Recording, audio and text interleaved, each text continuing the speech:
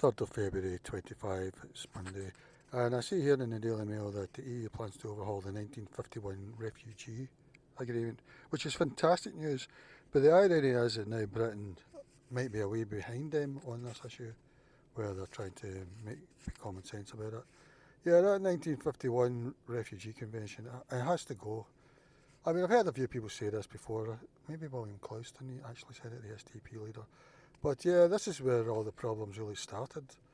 It was made after the Second World War, where you were to take in people from neighbouring countries, basically in times of trouble, you know, like the Second World War. And of course, now it's ended up we're taking in people halfway around the world that don't want to live in 3.5 continents, you know.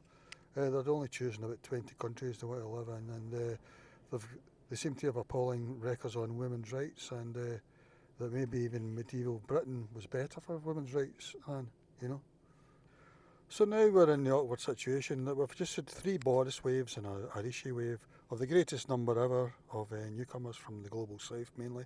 And Tony Blair said that when we were in Brexit we used to mainly take people from Europe, but now it's from, we've been taking young people from Europe and then we go back, but now we're taking in families from the global south. Basically, that's what Tony Blair said, something like that.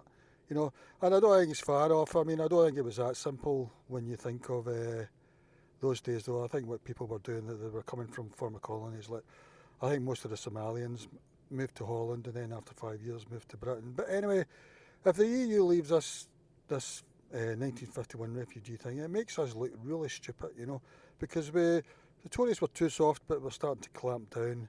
But now Labour are ultra soft. So yeah, let's hope that we leave the 1951 thing as well. Forget that human rights thing. We've got to leave the 51 one first.